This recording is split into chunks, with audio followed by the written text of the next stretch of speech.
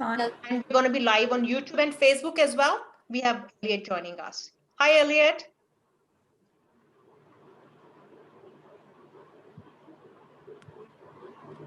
Hi, so we are now live on YouTube. So you want me to start? Please, whenever Sure. you're ready.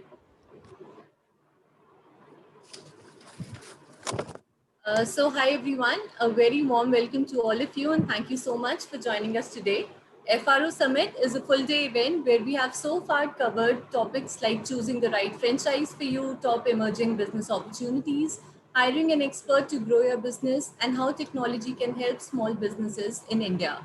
Now, it is my pleasure to welcome all of you to the Master Franchise Seminar, where we'll take our discussions global. Our first session is on franchising in Asia Pacific and EMEA. And I would now like to hand it over to Venus Barak, who's the CEO at Fran Global, to take it over from here. Thank you so much, Shalini. And I want to welcome everyone today at the 10th edition of the Master Franchise Show.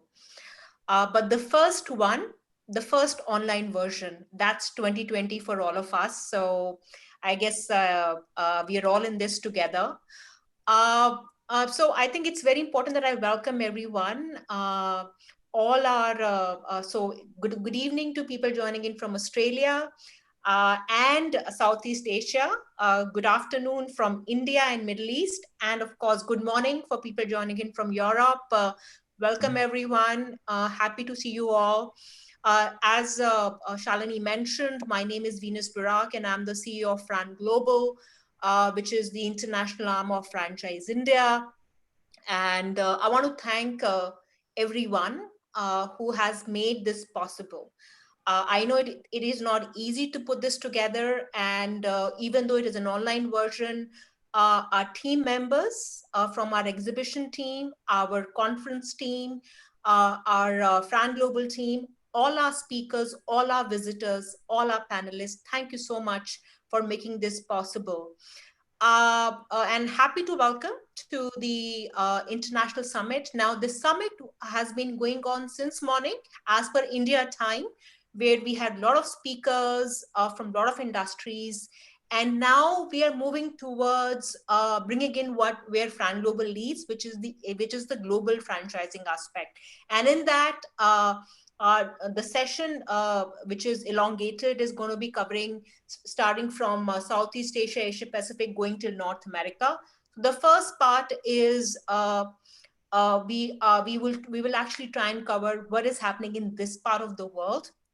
And if I can sort of start the session with a common, not a question, but something which we can start with. Okay, if we can introduce ourselves and also comment on what has changed for you pre and post COVID.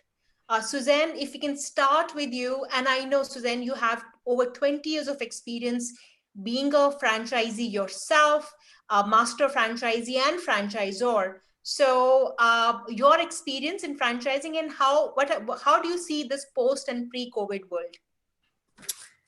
Hello, thank you, Venus, and welcome everybody. And it's lovely to see you all again. Yes, Suzanne Stone, or Sue Stone, as my friends call me.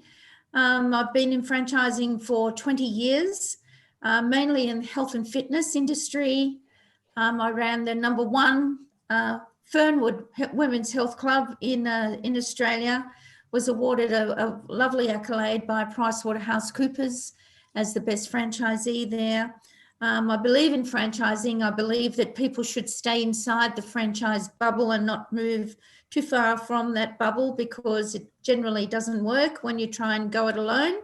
I've had experience with people trying to do that, and you know, it's very sad. I just live outside of Canberra, on an equestrian property. Actually, I'm very lucky. We have horses that we breed as a bit of a hobby whenever we get time, which isn't very much.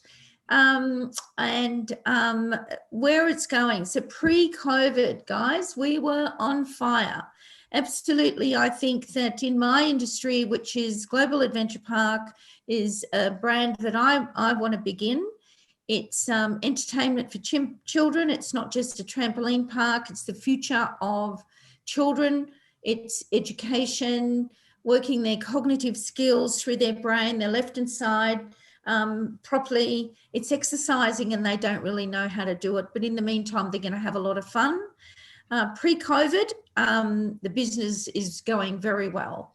After COVID, we reopened some of the parks on the 14th of June, and we saw a huge spike of people that have been in lockdown and come back in. And we believe that it's a very underserviced industry that we are trying to create. And we want to take Global Adventure Park is all about taking it to the next level. It's about keeping the child there longer.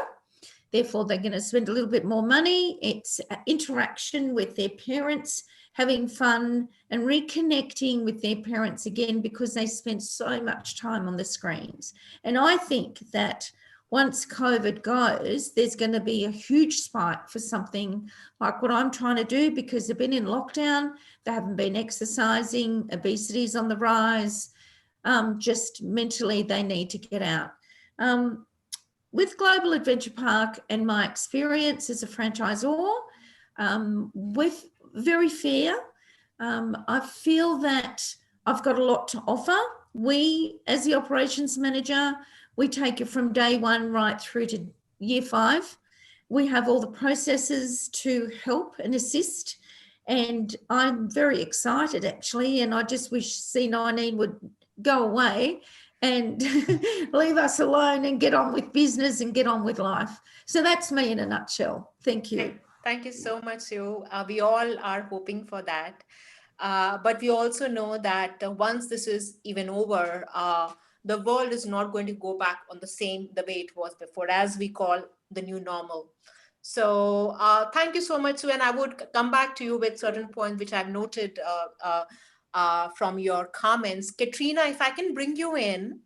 Again, you represent a brand which comes out of Southeast Asia, has over 1,400 plus locations. So I think, Katrina, if you can introduce yourself, your brand, and also again for Potato Corner, what has changed in terms of its approach strategy going forward? Hi, good morning, good afternoon, good evening, everyone. I'm Katrina Manalo. I'm the General Manager of Potato Corner International. My background is actually in business development, and I've been doing it in the past 25 years in the areas of banking, telco, information technology. And 3 years ago, I joined Potato Corner to handle the international operations. So I think the question really is what was happening pre-COVID and post-COVID. Pre-COVID, we were actually striking everywhere. So 2019, it was one of our stellar years. We opened key territories in Myanmar, Kingdom of Saudi Arabia, also in Canada.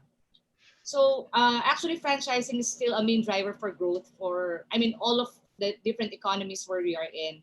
And post-COVID, everyone was taken aback. Come April, we have to close down 1,000 stores in the Philippines. And then we have to close more or less around 200 stores for international. So April, it wasn't really a good period for us, but it was an opportunity for us to really assess what is the core strength of the brand. And we were looking at the different ways how we can actually escalate the brand. So after 2 months of really assessing what will be the best, number one, we want to focus our efforts in key growth areas. So come June, territories such as Indonesia, Myanmar, Cambodia, Thailand, and the Philippines, we are already opening up stores in these territories. So it was already picking up. And as of 8, we're operating 98% of our stores for international.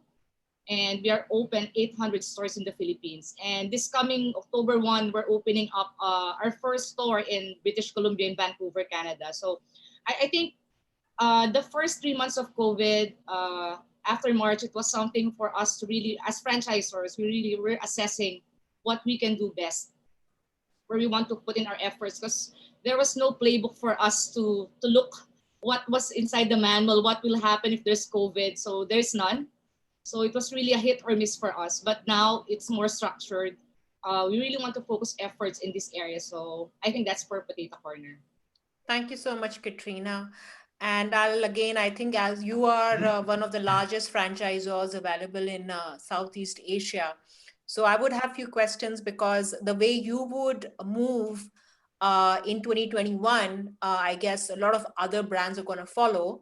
So I think I would have some follow-up questions for you. If I can bring in Elliot now. Hi, Elliot. Hello, Venus. Hello, everybody on the call. I think you were already revolutionizing a very stagnant industry, very traditional industry. Now, and so now you have sort of, with pre and post COVID, I'm sure there must be something which would have impacted. So from your perspective, Elliot, if you can give us a brief introduction of yourself and the brand Massage Company, which again is very interesting, and how what has changed for you? Yeah, thanks, Venus. So I'm Elliot Walker, and I'm one of the founders of the Massage Company. So we are a membership-based massage business. So our units would have between 10 and 15 treatment rooms, and our customers would be on a membership like Netflix, so they pay monthly to come in for treatments. So we're 4 years old. We opened in the UK, and yeah, I mean, as our business, you know, COVID will set us back 12 months. That's it. So, you know, we were closed for 6 months. We had London is one of the windows to the world. You know, there's so many international travels that come through London, and we had 2 stores, 2 centres that were opening in the middle of this year. So those will now happen in early 2021. But for us, so our business is 12 months behind. But for anybody that's thinking about franchising or coming into the franchise world, there's some real opportunities right now. You know, properties, there'll be many more properties available. There'll be more therapists available. So for an industry that, when the whole world is now talking about health and wellness, right. If somebody wants to get into the health and wellness sector, and that's what franchising is about, isn't it? It's about taking all the knowledge and building your business with all the expertise and the support of your franchisor. And we've just been through probably one of the worst periods that anybody has ever taken their businesses through. We've come through that, and now our business is through that, and we're ready to support franchisees as they and masters as they come into our business. So we're really excited by it, about what's coming, and the focus on health and wellness, because that's the space that we occupy wholly and focus on. So we're excited about next year, 2021. Sure, Elliot, and we will talk about how your approach of subscription for a business which you run, how actually I think it will make much more, it'll become more interesting the way things have happened. So we'll talk about that once we have been able to bring in Rob.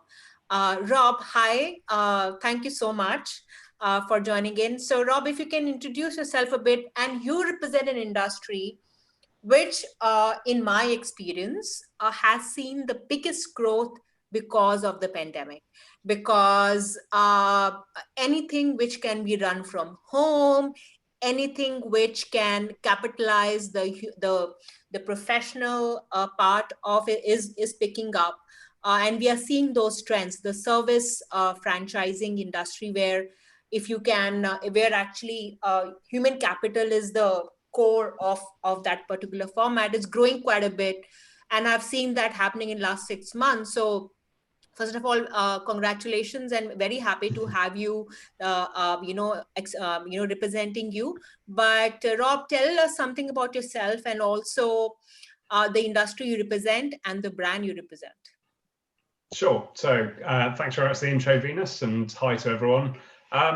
My business is Pendleton Global. I'm the founder and chief exec of that business, and we have built over the last few years a really positive and supportive international coaching franchise company, which uses the business water wheel, which is our guaranteed growth program, to build in general sort of 100K plus coaching practices for people in year 1. And there's an 8 to 12 week training program that I put people through to get them on that journey.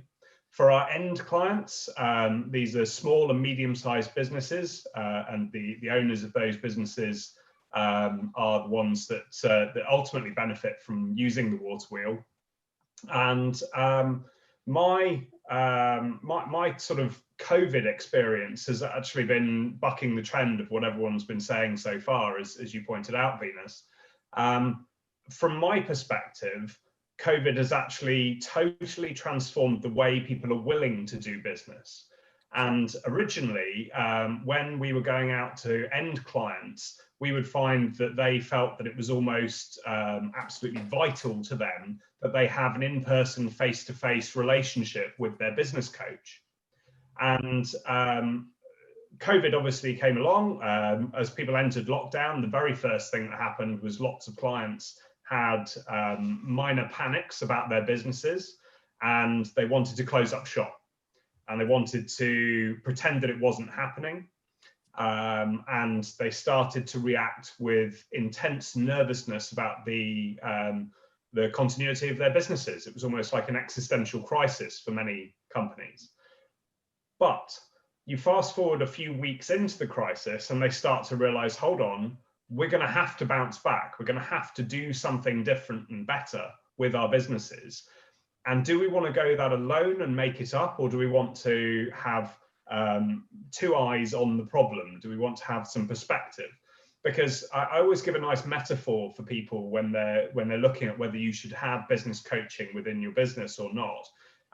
If you close one eye and then have somebody throw a ball towards you and you try to catch it, most of the time that's going to end up hitting you smack in the face. And the reason is, with only one eye on the problem, you can't get depth and you can't get a proper perspective on it. Now, a business coach is like a second pair of eyes for your business. And so that's been really important for people to be able to look forwards and try to work out what strategies will work for them best coping with COVID. So actually, the appetite for business coaching has increased greatly. The other thing that's been really important for the industry as a whole is that where your business coach would previously have to turn up in person, the client would not expect to put in a lot of preparation work, would not find their data, would not engage in the right meetings internally. You'd turn up and you'd have to almost drive them around their own business doing those things. There's a huge amount more appetite for them to do self-reliant things like gathering their own data and having their own internal conferences prior to meeting their coach. And there's also a huge amount more willingness to meet with their coach online. Now, that could save, as a business coach, you 2 hours or more backwards and forwards in travel time. So it's been totally transformative for my industry. I mean, nobody's going to turn around and say COVID was a good thing. It's, you know, pandemics are disasters of global proportions. But in some industries, they do at least change perspectives, and they do change the paradigm that people get stuck in and make them much more aware of having to do things differently. And I think coming out of that, we'll find a lot more people open to using business coaches and to sort of looking at franchise structures for their businesses. Because I think if you want one thing after a crisis, it's a reliable, repeatable model that you can take forwards. And right. Franchising is the king for that. Well, I think thank you so much. And Sue mentioned this. And again, I want to touch upon that is the stay inside the franchise bubble. I think that was a very pertinent, very important statement. And talking about bubbles, you know, and again, I will talk about it from an Indian perspective. Right before we were hit, there was a bit of a bubble on the real estate part. I mean, it was just becoming a kind of sort of, you know, I mean, not impossible, but the real estate part was becoming very sort of complicated to afford. The locations were not available, inaccessible. So I think some bubbles have burst and some bubbles have been created. Now, I think, and it applies different it is different perspective for different industries. So I think, especially apart from Rob, and I'll come to Rob for different question, but with Elliot, Katrina, and Sue, you're in your business, real estate forms a very important part. Now, how do you think it has the pandemic has impacted, and how franchisors and franchisee are kind of really looking at it from, I think, especially in your markets, and I can comment on what is happening in India. Katrina, do you want to comment on that? Okay, I'll start. So, I mean, coming from, I'll put it in the Philippine perspective first. So when COVID happened, starting April, all of the malls in the Metro Manila were all closed. So imagine there are around 500 kiosks selling chips or French fries with coated flavors, and we have to close all of these stores. Right. And when we were looking at the locations of most of our stores, they're actually inside the malls. And previously, it is a one requirement to have a potato corner inside the mall. And when we were looking at the business model for the past few months, community-based centers are actually thriving in the Philippines. Sure.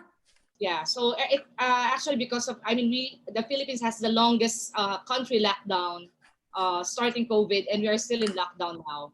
And people are not allowed to go to the malls. They are allowed to go to community centers. And it also gave us an opportunity to really look at the real estate as more of where do you want to be in. And accessible. Yeah. So we want to be where the people are. So we decided we want to explore some options like having a cloud kitchen in a certain community, just to really offer the potato corner products, the different services that we have, instead of having a physical store. Because right now, I mean, in terms of the real estate, it really coincides with having the delivery as, you know, going digital is actually part of it. So having a cloud kitchen right now for us is one option. Previously, it may not be an option for us. It's because you want a brick and mortar store, you want a physical store inside the mall, you want someone to see your store. Right. But now everyone is staying at home. They want their food to be delivered at their home. So I think that's a perspective that we're looking at right now. From the mall base, we are looking at community-based centers, and then we're looking at cloud kitchens as an option for us to expand. Very interesting, and I think we are seeing something similar in our market also, because everything was mall before, but now it is hyper local. You know, markets in your neighborhood are open than markets which actually drive the highest rent. Sue, for your business, how does that work out? Because I mean, your business requires such a large square footage in terms of its setup. It's a large setup. Now, how your business has been impacted from that perspective? Well, when COVID happened, just you know, the week or two following up to the lockdown, our franchisees really called out a lot. That's when they needed us the most. And we engaged proper advice from accountants, lawyers, and, you know, people of that caliber to provide us the advice that our franchisees needed, because it's not a small investment for a big adventure park. You're talking, well, I don't know, you're talking 500,000 quid in London there, over $1 million, $1.2 million for a setup. The rent is high, the insurance is high, monthly insurance, and then they've got their mortgage costs and things. So we went to battle for our franchisees, and we found that it brought us a lot closer, because they're relying on us to talk to landlords on their behalf, to say, look, you know, we're in shutdown. You can't ask us for any money because we haven't got any. The government in Australia was excellent, and they went to they've put in some really great regulations for landlords to abide by, to give us relief. But we found that even when we went back, we stayed in contact with the franchisees throughout the pandemic. We wrote to them, we used Basecamp to communicate, we called them. You know, with the slightest bit of news, we really reached out to them, but they weren't taking any money, but they weren't losing any money because of what we did for them to stay afloat. And that's when they reached out to us the most. And we sort of feel that we did a pretty good job actually keeping the group together. And then when we opened, there was all the marketing to get out. We had different types of marketing with social distancing and, you know, the COVID marshals and all this sort of thing that we had to prepare in a hurry to get them open. And we got flooded, absolutely flooded with customers coming back in because they were in shutdown and the kids and the mothers and dads were going a little bit, you know, whatever, and they needed to, you know, bring the children somewhere to have some fun. And you can't buy fun when you've been in lockdown. You know, they'll pay anything. Right. And some parks actually put their prices up, and we found that that worked as well. So we've stuck by the franchisees. When I talked about stepping out of the bubble, I've had a lot of experience with this, and sometimes in franchising, you would all know that you're going to get one or two that think they know everything, that may have a little bit more experience than you, or they think that they can do it better. Now I run a very flat management sort of operation. I want people to be able to come to me. I don't have hierarchies. I'm on the ground. I get my hands dirty. I feel that's the way that I like to operate because I want to see how they're progressing. So we became quite operational, but when they wanted to steer away thinking, well, I can do it a little bit better, we think, okay, well, why don't you go and try that? It's not what we recommend. And before you know it, they'll think, oh no, we need to jump back in very quickly. So not that they can't, they're not allowed to. They've got a franchise agreement, so they can't. But we give them a test of what it's going to be like on your own. But they soon jump back in. And I sort of say that if you want to swim in the fishbowl, that's great. But if you want to jump out, there's plenty of sharks out there. So they jump back in. I know. I think I can sort of feel that how long you've spent in franchising. You know it. You have seen it. Elliot, any comments? Because so your business also. I think we touched upon the consumption part of it. How, and I think you and I spoke that how when you opened, how overwhelming it was for you that you had a lineup. But from a real estate perspective, you're seeing any changes in terms of whether people are renegotiating their leases? Would you recommend that? How is the real estate component in your business is kind of has impacted because of this? Yeah, I'll definitely talk about the property in the UK and what we're seeing. But just to add a couple of bits onto the franchise bubble, we've found it so beneficial to everybody to be within the franchise group. We've worked even though we've been closed to consumers, we've spent the last 6 months closed working on projects. We've reduced costs. We've done dedicated consumer communication campaigns that individual businesses do not have the resources to be able to pull together.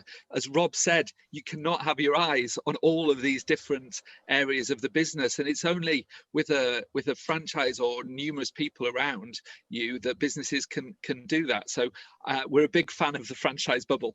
So, just on the property side of it, look, we're seeing a huge move to neighborhood centers.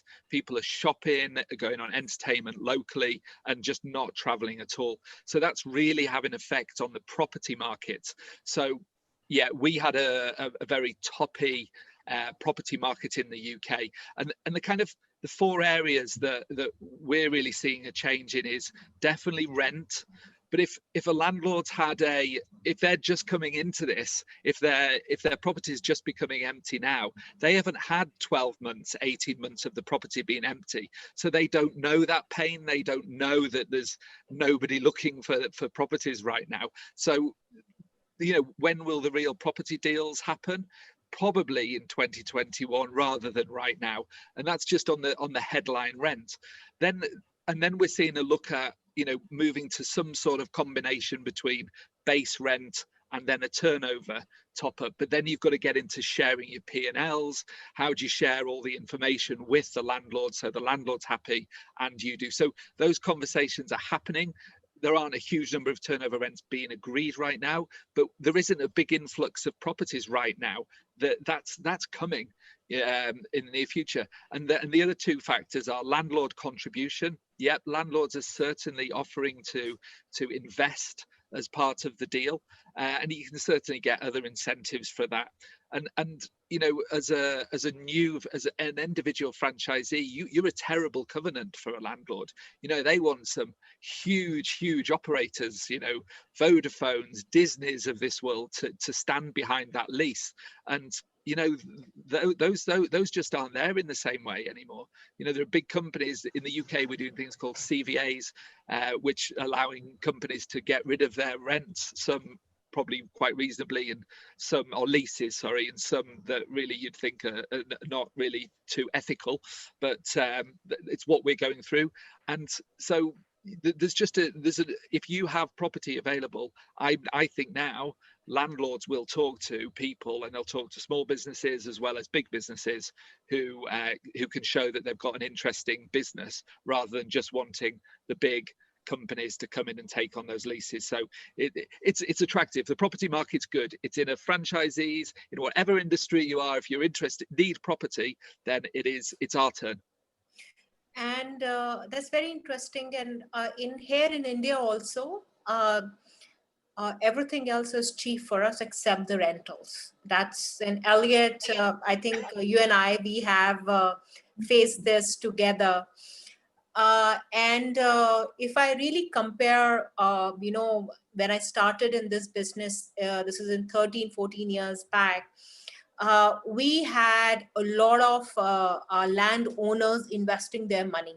That trend is coming back again here, where landowners are investing their capital, plus doing revenue shares. A lot of interesting options are opening up, especially whenever the retail part is, you know, and real estate part is connected to the business. So it's actually, I think the bubble has burst for few categories, and the bubble is kind of just getting sort of build up for certain categories. I think overall, and again, I totally am with Rob on that nobody wants to have this pandemic, but I think once we are at, you know, after some time, the over leveraged sort of parts of the business are not going to be any more feasible. They're no more feasible at all. And at the end of the day, it's all about consumption and franchisee. And once that picks up, I think, and if there is a reasonable part of on the financing and the real estate side, I think it would be interesting. Now, talking about, I think, real estate and how things are going to be changing and the bubble part of it. And as we discussed, some things are never going back to the way they were. And one part is, and this applies to every business, including food, entertainment, healthcare, and even home sort of businesses as well, which is the technology part of it. Like even in our business as well, a lot of you know that right before the lockdown hit us in March, we were doing almost 30 events every month. We were doing these hundreds of exhibitions, and we haven't done that since our last one was in February. Of course, once things get back, we will get back to physical events, but I think the tech part is not going to go away completely. It will always be a mix. Now, how does that really affect a franchisor and a franchisee, both in tangible and non-tangible aspects? I know it helps with efficiency, but some things also, like, you know, I would rather meet I miss going to global franchise events, because, you know, whenever you meet somebody in person, it always is different. So which for each one of you, I have a question. Which parts you feel, Rob, if I can start with you, because anyways, your business is from home, you know, yeah. But how do you sort of see this? Which parts you gonna sort of, you know, embrace, and which parts you think will go back to sort of how your business has changed because of pandemic, but mostly through technology? Sure. So I think you can see behind me some of the changes. So we've obviously switched very recently from a model where the business water wheel was something that we taught our coaches to go out and deliver to clients face to face and in person. That has moved into a totally different mode, which I think has revolutionized this as an industry. And that is that most of the content that we provide to business owners now is delivered through online and video portals. So where previously I would find myself sat down with a business owner, going through accounts, going through their process maps, walking around their factories and so on and so forth.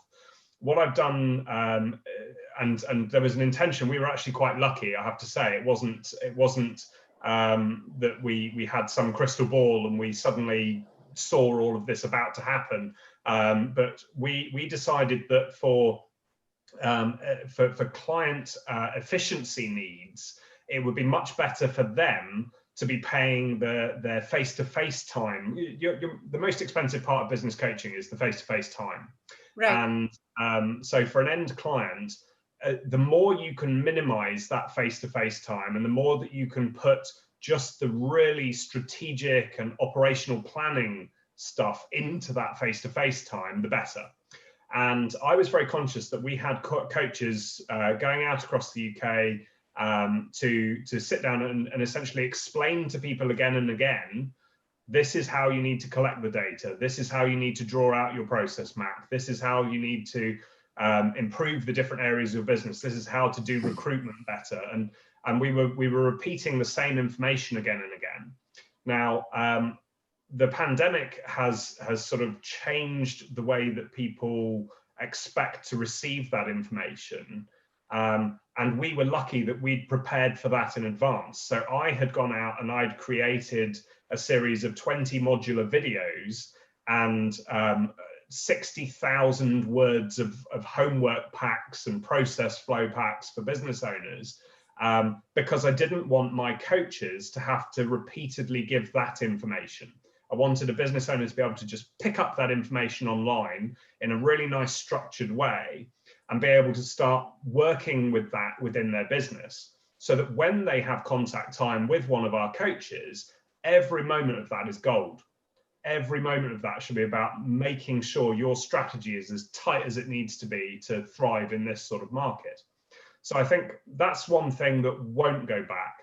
I don't think we'll see a return to a world where we go out and we're just essentially delivering a script. There's no point to that. The technology can take care of that for us going forwards. Sure. So that side of it, I think we will thrive and survive this crisis. The area that may return somewhat is business networking. So a key part about how we find our clients is that we obviously go out to business networking events in local areas, or we go out to expos, we go out to events like the one you're running today.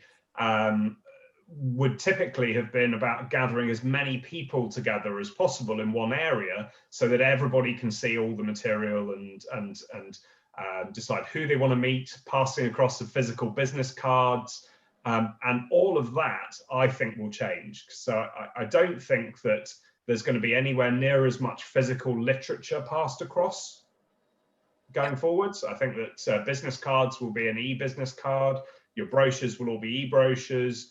I think your networking events will, to a large degree, I do think that once we can, people love that social element of being able to be present with each other in a room. So I do think we will have both.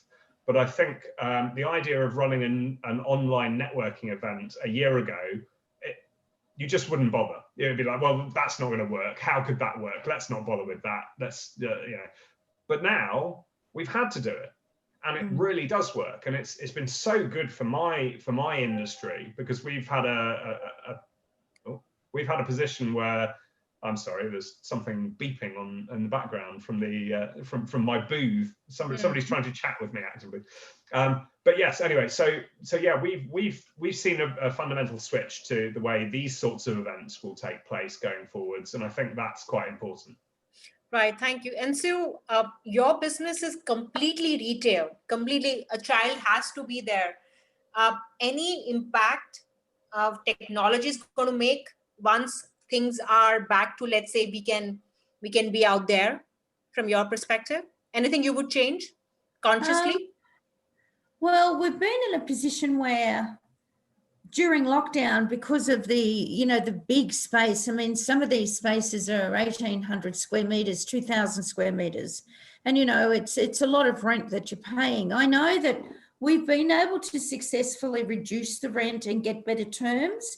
And retail spaces are crying out to us to say, please take this. We'll give you 6 months free rent. We'll give you so many hundreds of thousands of dollars of contributions to the rent. We'll even build for you and put bathrooms in, which are expensive. So we've got that card up our sleeve.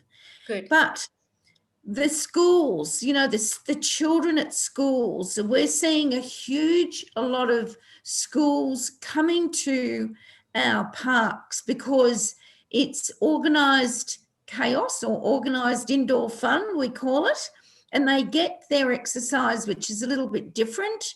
They're coming in because it's an approved 8-week program where the mums and dads are getting funded. They're getting that funded by the government because, Australia is in the top, 5 of obesity children in the world. So the government's forked out a lot of money and they're looking at children getting away from the screen and coming in at school and coming to us because they need to move their body. So we were lucky enough to reduce rent, hammer all these suppliers and get better deals for the franchisees. And if we can cut their costs down, but then also, look at different activities like, reaching out to different communities and revenue streams. So we created a lot different revenue streams like schools, parties, ninjas,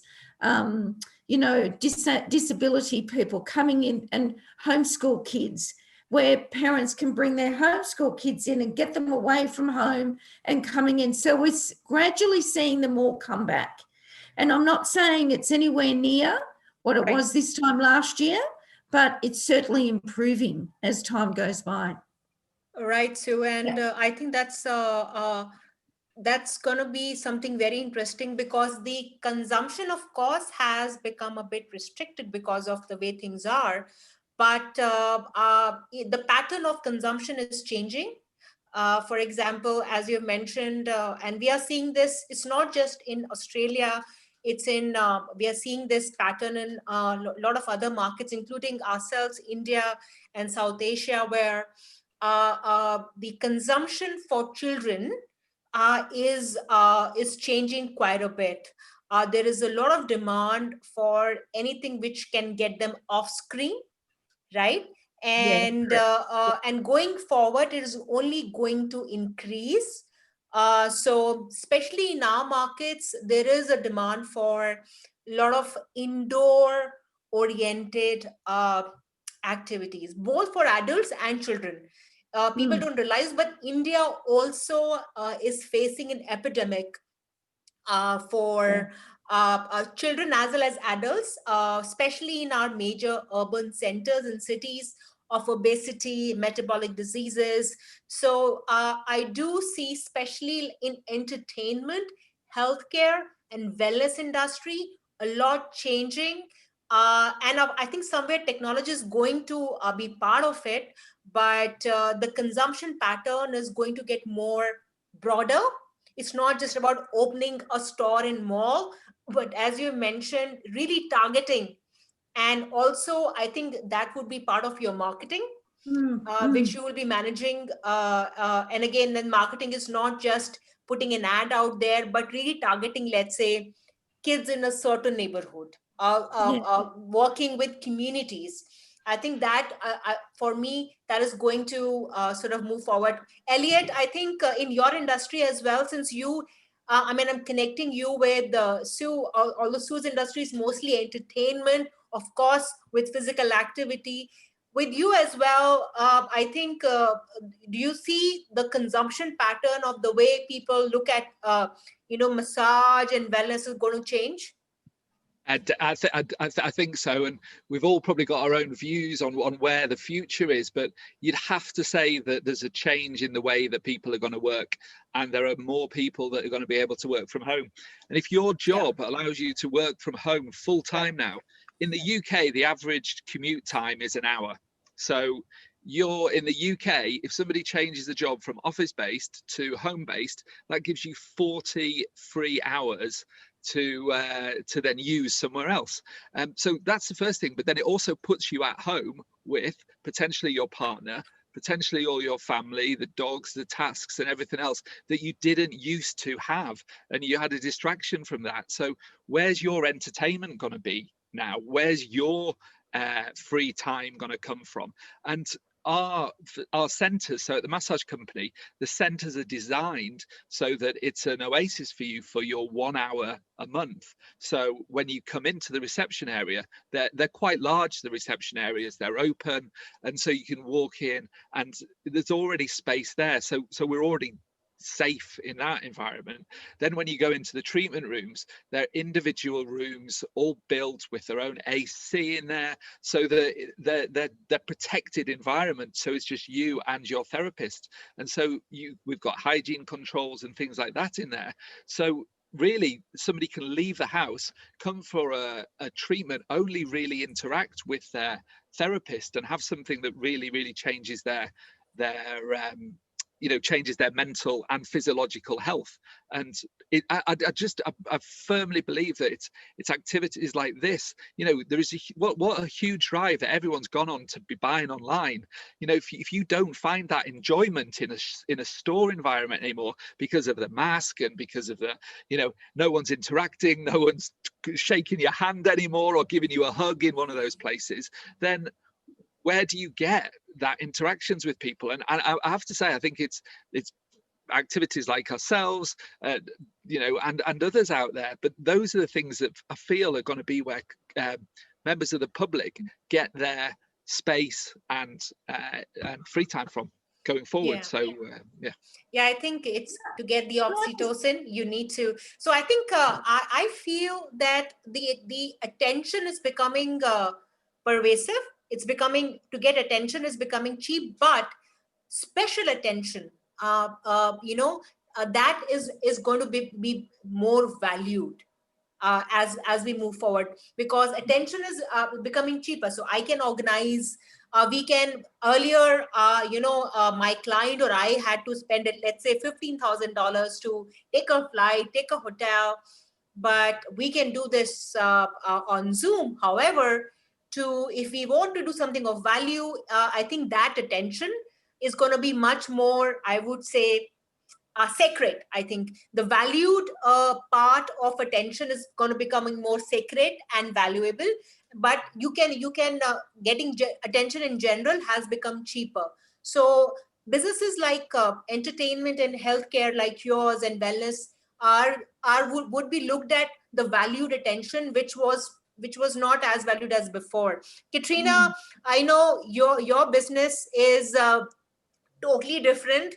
Your business is all about people buying that food, ordering that food, and I know that your business has changed quite a bit because of COVID. Although it was changing before as well, but because of COVID, a lot of online ordering, right? And so, I mean, do you see this, since your business is both card, kiosk as well? You see this, I think, going forward, that's going to be a major part of your business, is going to come back. How do you see this? For Potato Corns, actually, it's the evolution of the customer experience. As you've mentioned, our stores are actually brick and mortar, and it's an impulse buy. You have to be at the physical store to want to crave Potato Corner. And when this happened, COVID happened, we have to really explore looking at the omni-channel and also the multi-touch points that we can reach the customer. So we have signed up with a lot of delivery partners. We are available in social media. And today we are really expanding our partnerships with different technology platforms that can make each customer just click and access Potato Corner in their laptops, in their mobile phones, also in their phones. So it's really more on increasing the delivery the touch points of Potato Corner, because previously you have to be at the store and at the mall, at the community center. But now, even if you're at home, you can, if you want to crave Potato Corner, you just have to look at the delivery partner. And I think for technology now, since technology is one thing that will be available in the next coming months, and it will be there as part of our growth, everyone is really in the same playing field when you go digital and be in that same platform with all of your competitors.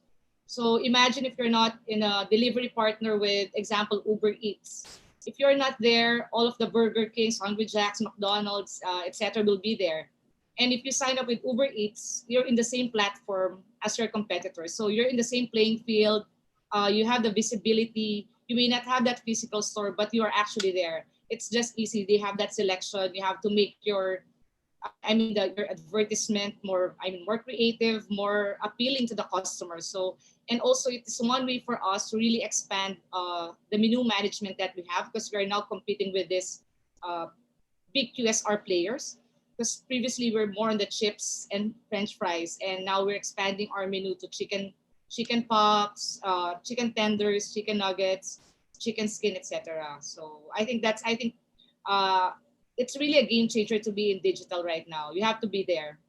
Great. And talking about tech, and this question I think would apply to everyone, is if I can bring in the training aspect of franchising, which is a very important part for everyone.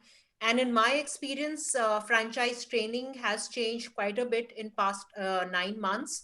A lot of our brands have really adapted, and I'm talking about from food to education to coaching, Rob, things which were unimaginable in terms of franchise training, and which was considerable part of the investment from the franchisee to actually fly down, stay for 15 days.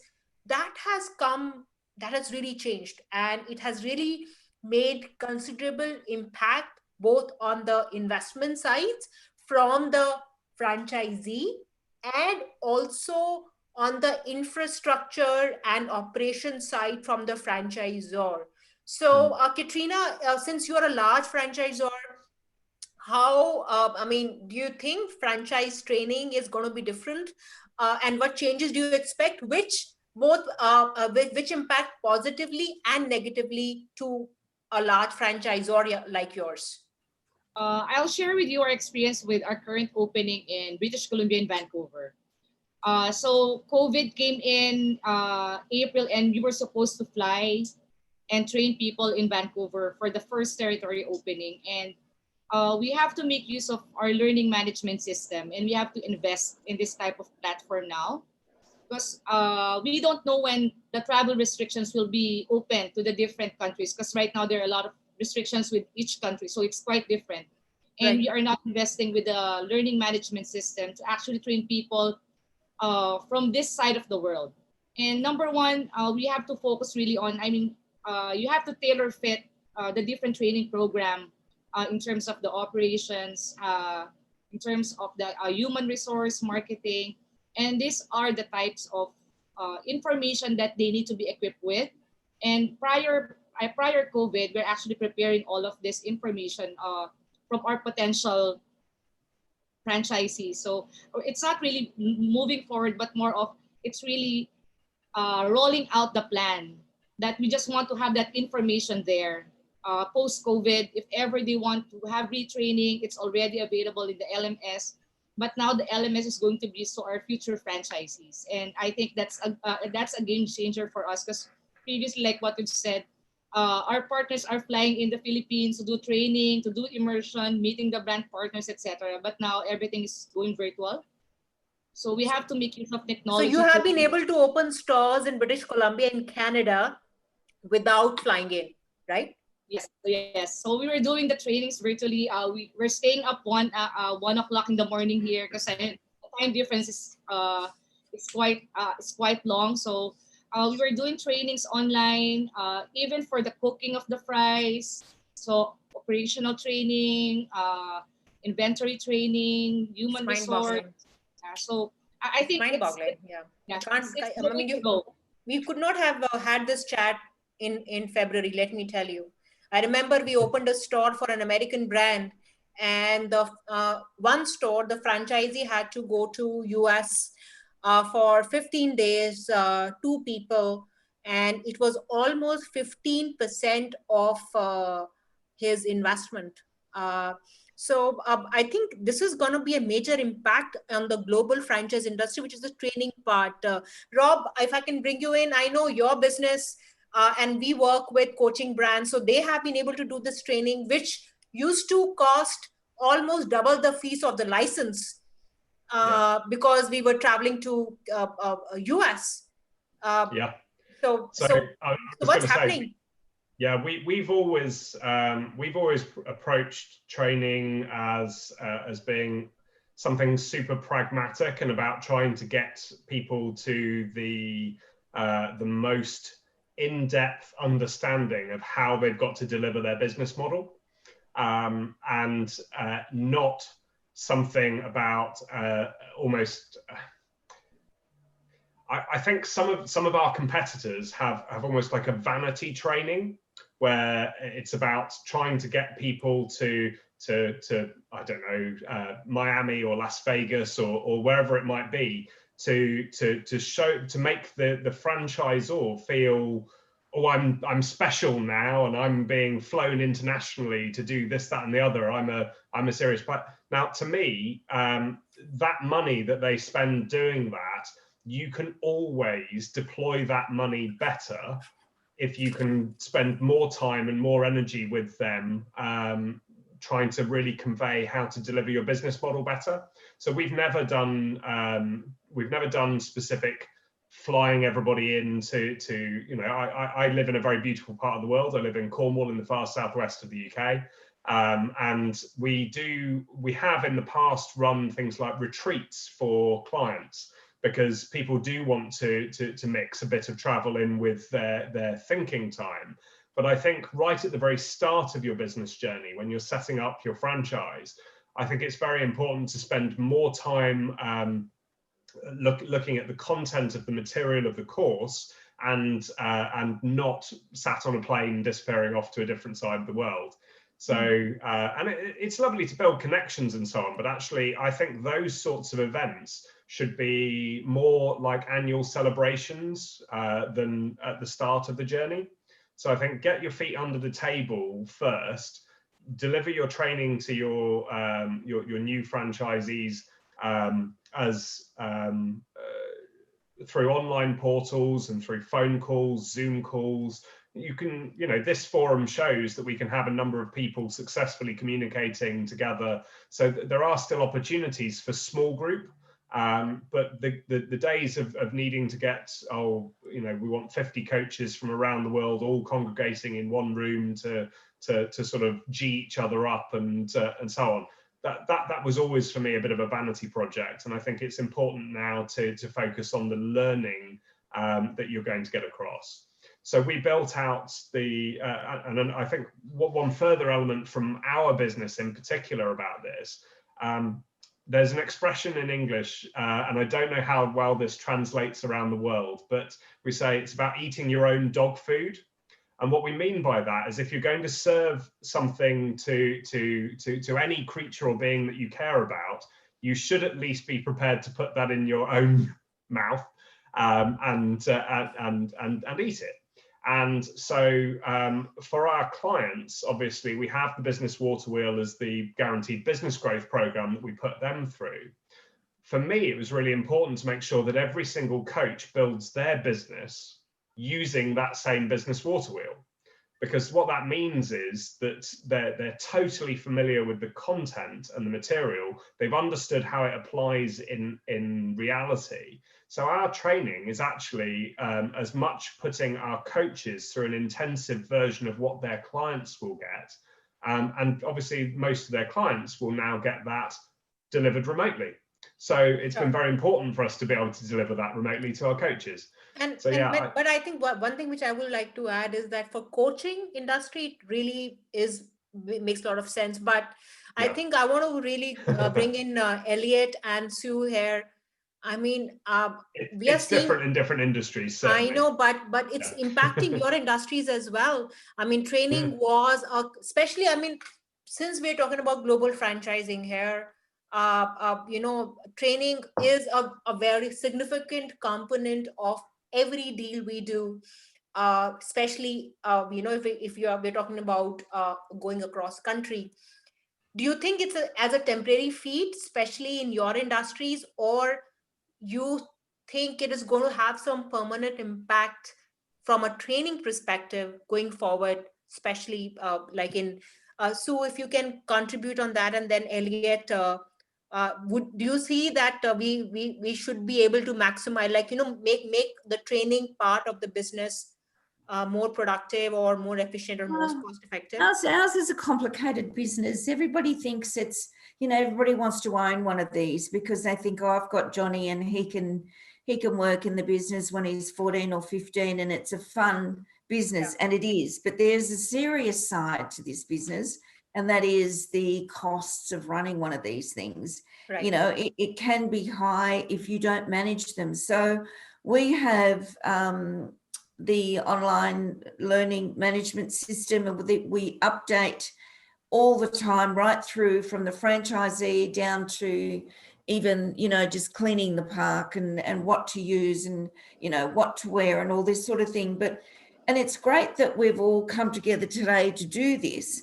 But in my business, we can't ignore the ambience that we need to create in a business. You know, the rock solid fun. We're about fun. And, you know, I've got people that have worked in these businesses and they don't even like working with kids. And I think, what are you doing?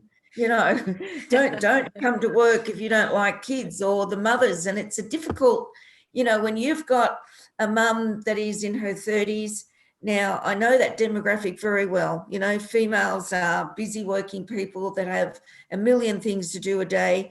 They've still got to take the kids to sport. Well, they used to. And they, you know, they have to get the groceries. They're sharing all those responsibilities.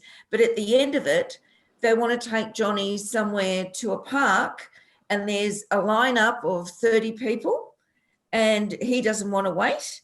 And unfortunately, the mother and the dad of this demographic today, they can't say no to their kids. Johnny's crying. We've got to take all of this into consideration. We've got to train and get in there and get your hands dirty, because it's not about just the online. I've got to create the ambience and the fun, right, and bring it to that and be passionate about selling your business. You know, if you don't want to be eating chips and potatoes, if you don't like potatoes, you're not going to buy a franchise. You've got to like this business. And I think all of this is great, but let's bump into each other. Let's get back to, you know, getting in there and making it fun, but also the face-to-face training that I can do with a franchisee when it's about 6 different revenue streams and how to make money and how to save money is that's invaluable when you're on site in their parks, getting your hands dirty. You know, that's what we need to do to make it fun for everybody. But just on that question before that we had, Venus, with the landlords, you know, and saving money and everything, I'm finding now that the customer now is booking online. And so we know how many kids are going to come for that hour. And then we're paying the staff to be there for 3 hours. So it's great because we're managing that customer now. And we know where we can save money on wages, where we can fix the roster for the week because people are booking online. You know, and where we have 30 parties a weekend of school, you know, little children's parties, we can now, manage the roster, get the suppliers in. We know what we're doing, whereas before it was just chaos. They would come without booking and you wouldn't know how many people to book. So now that's a little benefit for us at the moment. Very interesting. Elliot, anything to add? Because your business also is just like Sue's, very experience oriented. But I also know that you are very technology oriented company. And I know you have built a lot of systems which are tech oriented. So how would you see the training part panning out? Yeah, and I'll focus on the training rather than the technology part. But this is over at some point. There is at some point in the near future that this is all over, and it might have changed the way people do stuff. But can humans go back to human to human contact? Absolutely. Will it be safe? Absolutely. There will just be some big changes in the background that will have happened. So we'll have between 1,000 and 2,000 members in a center, and because those customers are on a subscription basis, so they're paying monthly, it's automatically coming out of their bank accounts and coming into the company account. They're only going to do that if the quality of the treatment that they're receiving is a good quality. So yes, we can take advantage of LMS systems, but we are a person-to-person delivery of a one-to-one service. We deliver massage, and if we deliver really, really good quality massage, then that customer will still keep paying their subscription because they're getting something out of it, and it's a quality massage in a nice environment at a good price. But we have to make sure that therapist, although they're trained before they come to us, that they are able to deliver a high quality service, and we need to do that in person. So yeah, there will be some changes, but the physical and in presence training for us will certainly remain a big part of it, so that we can keep the quality of our massages high. So I think there will be impact, but experience oriented concepts and brands would be having some sort of impact, definitely, which of course works for both you and the franchisee on the cost side. But you cannot sort of completely take away and put it on technology. I think food, Katrina, can be very tech oriented, but I think it would always have a physical aspect. I think it would be a mix. We don't know, but we do see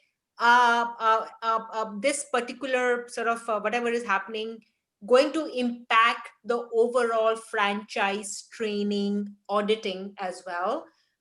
Going forward, which will be a mix of technology plus in-person, maybe something else.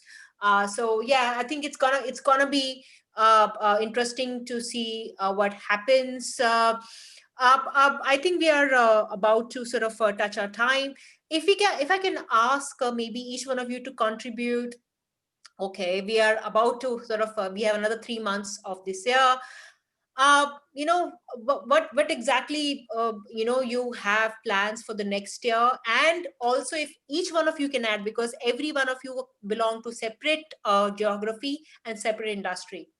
What advice would you give to somebody looking either to franchise their brand or buying a franchise? Sue, I'll start with you. I think they'd be silly not to come on board with somebody that has a lot of knowledge, and we need with my business, they need support throughout it. So look at a franchise system, because I think that we've got that knowledge behind us. Where we want to go is we want to stay open. We want to open up another 6 parks. We want to get in there and create fun for children and support other franchisees and businesses. We want to see the world back to normal. And for me, seeing a little child at a birthday party have fun in one of my parks, it's top. But you know what, Katrina, for you, I think in your space, if I was to walk past your shop, I'd probably buy it because I could smell it. This is what we're lacking. I could smell your chips. I could smell your potato, and I think, yeah, I want it. We can't hear you, Katrina. You're on mute. Sorry, we can have it in your part, Suzanne. Yeah, thank you. I'm thinking you can of have it. there. So bring it there. Thank you. That's what I would do. But Sue, as your experience as a franchisee before, what advice? Because we have a lot of people who are looking at, especially new people who were not thinking about franchising before, would want to get into franchising either because of what has changed for them, or because that is something which they would want to do. Any advice because you have worn both hats. You have been a franchisee, you're a franchisor. The What security, main advice for people who are starting in this industry? Well, just the security that we can offer. The advice, the knowledge, the operations, the hands-on, the security, the knowledge going from woe to go and being successful and trusting your brand and trusting in yourself to help it done. Go with your gut feeling and get the right people on board. One of my 10 business commandments, and I'd love to share with them one day, is, hire well and put people first. So I have an acronym with leadership and, hire well, because I critique the franchisees coming on board. I qualify them, not because they've got the money to do it. I don't want that. I want good people in my franchise, because that's where it starts. And then together you can grow into a really great business. So security, operations, trust in your brand, I think, for me. Absolutely. And I think this goes for both people, companies or brands wanting to start their franchising. Even for a franchisee, you have to put trust in yourself, know yourself. It's not just about the money anymore. What you bring on board, that's going to be very important. Elliot, from your end, how are you looking? I know you already mentioned that I think the business has to extend itself another year. But what would be your message for brands looking at franchising themselves and franchisee wanting to get into franchising? What would be your advice, considering where we are in the time? Yeah, I think it's the 2 or 3 parts that are really important. One, you've got to know how much money you've got to invest in a franchise, because that automatically points you in a direction. You might want the biggest thing, but if you haven't got the finances to do that, then there's nothing wrong with that. You just have to be able to do something that you can afford to do, and you've got financial resources to be able to do that. Once you do that, you then know which franchise businesses you can look at, and then you need to look at what you want to do. So if you want a management franchise that you're in and you're working in, there's nobody else, that's very different to if you just want to be an investor and Sure. say, I'm not going to do anything. So you've got to be really honest with yourself, and then that will help all your conversations with franchisors, because you can say what you're looking for, and if that doesn't match, then that's not the right franchising for you. And so if you get those things right, if you've got the cash and you've got enough money to invest in that franchise, you're then passionate, and you're going to be able to say, I've got to commit that time to that business, then you're likely to have a success, because the franchisor should be able to give you the business in that area, the experience. You bring your passion, your time, your investment, and then you should make that business a really, really good success. So. Right, and I think we were talking about the investment part, and investment also not just the initial capital, but people need to also, especially these days, franchisee needs to know that they will need working capital for next 6 months to maybe 12 months now, to ensure that the business actually and the contract which they do makes sense, right, Elliot? Because that sometimes is kind of ignored by a lot of people. Yes, I mean, for we're property based, so we know that it'll cost you roughly this much to build a premises. Then you need your working capital to ensure that you can get to a point where your business is break even and you're then now making profit. And during that period, you have to live. So you have to have enough money so that you can feed your family and do all the things that you need to do. It might not be the biggest times where you spend money in your life, but your money's going into something that is going to reap rewards in the future. And if you can get through that, the worst thing to do would be get to the point where you still require money before your business is profitable. And you've got to get through that. So capital to build it, working capital while it's becoming profitable, and make sure that you can live during that time. And then there's some really good times. You know, that's how people start with one franchise. And then, you know, I'm meeting people now who've got 50, 100, 200 franchise units. And you're like, where did you start? Well, I opened one and I slept above it when we were opening it. You know, that's the story. That is such an important part you mentioned, Elliot, and I've personally come across and experienced that the most successful brands, I'm talking about franchisors in this world, are who have maximum amount of multi-unit franchisees, right? And I've seen multi-millionaires across the world who have built their wealth by opening one maybe burger store and then second, third, fourth, fifth, and so on and so forth. So that is a very important part. And from a franchisee perspective, I think one advice I would like to give is franchising is an active investment, especially if you are just starting in it. You know, if you already have a running 10, 15 stores or business, yes, you can automate it to a certain extent. But if you're just kind of, getting started in franchising as a franchisee, you have to commit your time. Only then you will get return on capital. And then plus you have to always add return on time.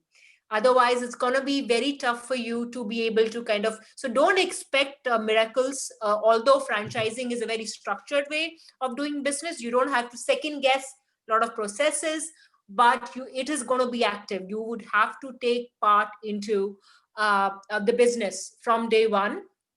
And in fact, you can delegate it once you are into it, but it is going to be an active investment, especially if this is your first time.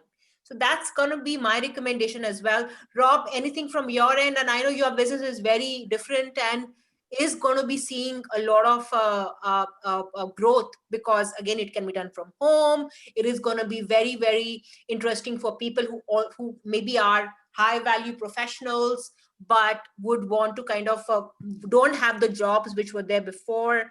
So any sort of last word from your end, how they should from a both franchisor and a franchisee perspective?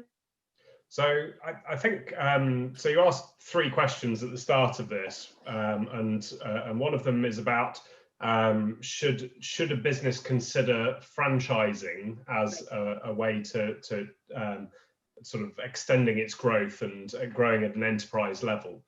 And my answer to that would be, it depends on your maturity. So as a business, I think if you've achieved a reasonable level of maturity, if you've got clear processes mapped out for your business, and you've established that you're reliable and repeatable in terms of your processes and your incomes from the business, then at that point, a franchise is a great thing to do for your business, because just the process of going through the necessary hoops to jump through to create the franchise pack will drive robustness into your business. But not every business is necessarily suitable for that. Right. And the more entrepreneurial businesses, often they don't take the time to sort of fit their processes out in detail and understand their business properly. So I think actually it's about maturity, and when a business reaches a level of maturity, then it's ready to franchise. Now, the second question was about should somebody consider starting by buying a franchise? Now, from that perspective, my answer is 100% clear. Absolutely, you should. And the reason why that is so important is you know that the business that you're coming and buying into has had to do all of those things, has had to understand their industry, has had to codify their processes, they've had to put in that work. And putting in that work within a business costs a fortune. And so if you as a business want to go out there and spend loads and loads of money reinventing a wheel, sure, go it alone. If you want to know how to do it right first time, go to a franchise. So from my perspective, I think the huge advantage you have for a franchise is you know that the price you're going to pay is a price that it is easily possible to make back by delivering that business, because otherwise that franchise wouldn't exist. So it makes sense. So for us as business coaches, if somebody were to go out and, yeah, of course you could start up as a business coach on your own, but it's going to take you 9 to 12 months to build your program and to film your videos and to create your content and all of that sort of stuff. Why would you waste 9 to 12 months of active working income instead of just investing maybe probably 1-2 months of that in buying the franchise? It doesn't make financial sense. And also, you're not part of a network if you go it alone either. And there's huge advantages, as Sue was saying earlier, to being part of a network in crisis times. So, and then the final question you said was, so what does the year ahead look like for us? Well, from my perspective, I'm really looking forward to finding. I'll tell you a little short story about why our business was called Pendleton Global. So in the UK, you're not allowed to call yourself something with national in the title unless you have operations in at least 3 counties in the UK. You're not allowed to call yourself with something with international in the title unless you have operations in at least 2 countries. Okay. And but nobody thought big enough to restrict the word global. So when I started, almost as a joke, I called the business Pendleton Global. But I knew from minute one that our vision was to create this wave of change and growth using the business water wheel system all around the world. And so obviously, having moved into working with you guys in Fran Global and Franchise India to expand into India, that's a great move towards becoming a global business. We've already started to take on coaches independently in South Africa and New Zealand, Australia, Canada, America, and a range of other geographies. So finally, this 2020 has been the year in which Pendleton Global finally did become global, as opposed to a nice ambition. So for us, the year ahead looks like I'd really love to make it to 50 or even 100 coaches across the world, all offering this system. And what that would mean then is obviously approaching 1,000 clients around the world, deploying it actively. Really good, ambitious numbers for us. But all of that comes on the back of the hard work of building that franchise pack out to make sure that you've got all your processes right and you've got stuff that is reliable and repeatable. And so I think that's the message I'd like to leave us on from my perspective. That's a great message, Rob. Great message. Great message. Katrina, anything from your end? Last words. I know you are a very large franchisor, one of the biggest one we have in our region. So, what are your plans? I know that, Potato Corner seems that aggressive going forward in the future, but any words from you? How do you see Potato Corner entering the next year? For next year, we're actually looking at expanding in key areas. So we want to expand more in ASEAN. So we're opening up Vietnam and Malaysia for next year. And hopefully you want to open in India. Oh, yes. Of course, we should be there. So we want to increase our country presence from 11 countries to 15 by next year. We want to expand more stores. We want to have at least 300 stores by next year. So that we're closing 2019 with 31 stores for international. So we want to add that more. And for the franchisor side, probably as an advice, especially for F&B players, this is the best time to really evaluate the business models that we have in terms of store format, product offerings.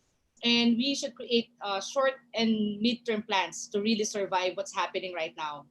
Right. And then next, we want to make everything accessible to the potential partners that are looking for a franchisor. So I think that's number one. Then second, for the franchisees, according to Dr. Samuel Lim, the father of franchising in the Philippines, 2021 and 2025 is a golden age of franchising. And this is the best time for everyone to franchise and be their own boss.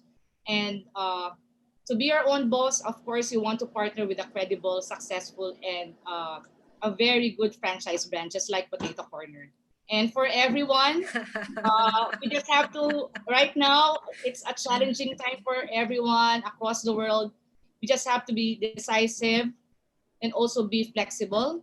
And we have to fail fast and learn fast just to move forward. So that's all. Thank you. Thank you so much, everyone. I think this was a very interesting and informative session. I'm glad that I could speak to all of you. I've learned so much. I really wish that we were together in person. So hopefully that would happen very soon. I think I entered franchising in 2007. And in 2008, world was hit with the recession. But we saw the biggest growth in franchising in next 5 years here in our country. So I think franchising, especially in the developed countries, picks up whenever there is a downturn.